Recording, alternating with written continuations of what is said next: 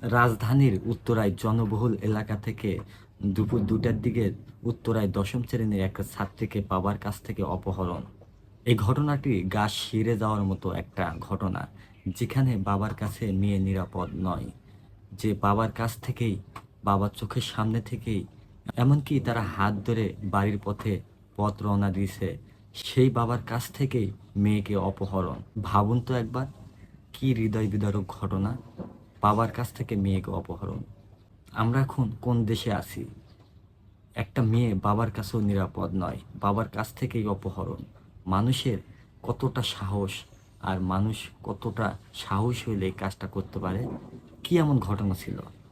এমন অপহরণের কথা অনেক শোনা যায়, কিন্তু এরকম হৃদয় বিদারক ঘটনা নয় যে বাবার কাছ থেকে মেয়েকে অপহরণ করে নিয়ে যায়, তাও আবার দশম শ্রেণীর একটা ছাত্রীকে।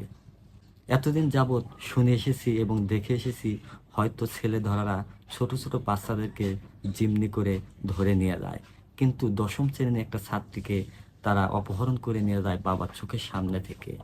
কেউ এগিয়েও আসেনি। ঘটনার মোড়টি কী ছিল? 22শে এপ্রিল এই ঘটনাটি দুপুর 2টার দিকে ঘটেছিল, কিন্তু 9 দিন পরে আসামিকে আবার ধরেও ফেলল। ঘটনা সূত্রে জানা যায় তার সাথে আরও কিছু বেশ লোক ছিল, কিন্তু সেগুলোকে এখন ধরা যায়নি। তবে একজনের যেহেতু আইনের আওতায় আনা হয়েছে, অবশ্যই আরগুলো খুব শীঘ্রই আসবে।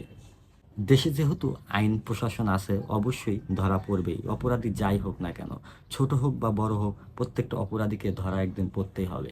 রাজধানী উত্তরার জনবহুল এলাকায় যদি এই ধরনের ঘটনা দিন দুপুরে ঘটতে পারে, অবশ্যই গ্রাম্য অঞ্চলে এর চেয়ে ভয়াবহ ঘটনা হতেই পারে, যেখানে সিসি ক্যামেরা হাজার হাজার অভাব নেই। তারপরও যদি এই অবস্থাগুলো হয়, আর গ্রাম্য অঞ্চলে তো সিসি ক্যামেরা নেই বললেই চলে, অবশ্যই সবাই সতর্কভাবে চলাফেরা করবেন। যদি ভিডিওটি ভালো লাগে, অবশ্যই লাইক, কমেন্ট, শেয়ার এবং ফলো করবেন। ইউটিউব থেকে দেখলে সাবস্ক্রাইব করবেন। সবাই ভালো থাকবেন, সুস্থ থাকবেন, নিজের প্রতি খেয়াল রাখবেন। মনে রাখবেন, শিক্ষা একজনের, জ্ঞান আমাদের সবার। আল্লাহ হাফেজ।